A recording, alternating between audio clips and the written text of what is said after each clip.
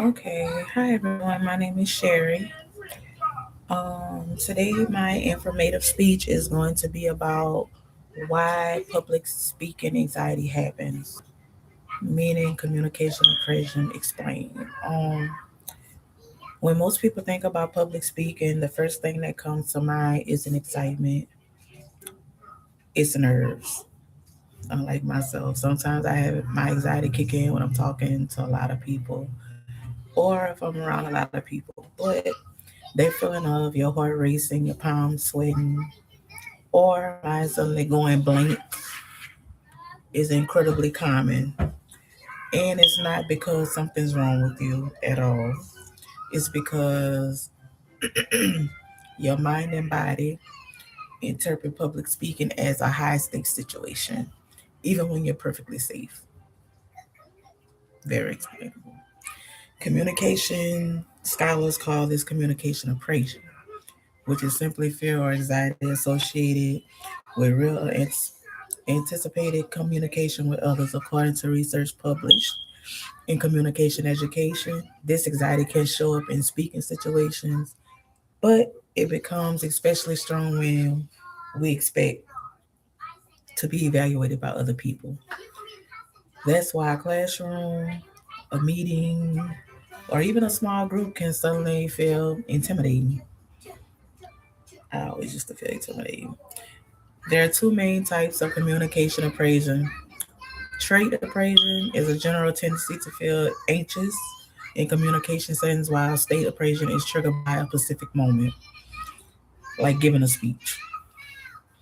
Most anxiety people feel before speaking comes from state abrasion.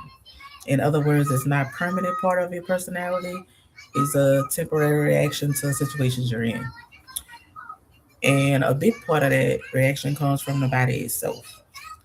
When you prepare to speak, your brain may interpret the audience attention as potential threat, or even though no one is attacking you, your body activates the same system it used in a dangerous situation. I guess. A 2022 article from the American Psychological Association explains that Emma, Amy Gala, I'm not sure if I'm saying it correctly, but it's AMYGDALA. Um, the part of the brain responsible for detecting stress can trigger the fight or flight response even when the threat is only imagined. That's why your heart speeds up, your breathing changes, and your muscles tense. Your body is trying to protect you, not to sabotage you or sabotage yourself. But the physical response is only part of the story. Several mental situational factors make communication abrasion stronger. One of the biggest is fear of negative evaluation. The worry that people are judging how you look, sound, or perform. Perfect also plays a role. When you believe your speech has to be flawless, any small mistake, like a disaster, and there's overthinking. When you focus on your symptoms, like shaking hands or a trembling voice, you actually make those symptoms stronger. It becomes a cycle. Anxiety leads to self monitoring, which leads to more anxiety. Situational factors matter too. Speaking to unfamiliar audience, being in a high stake environment, or remembering past negative experiences can all increase abrasion.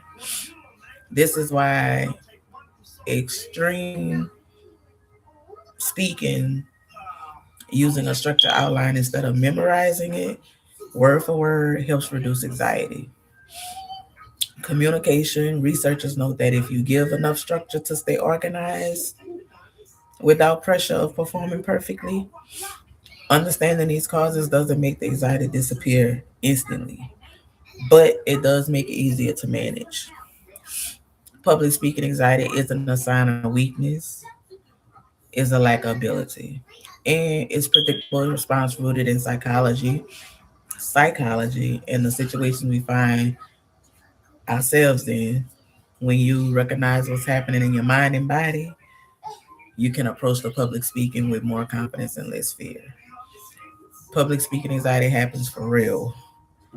understandable reasons, and once you understand those reasons, you're already one step closer to overcoming them all. And that's a little of my interpret on why anxiety happens when speaking. Thank you for listening.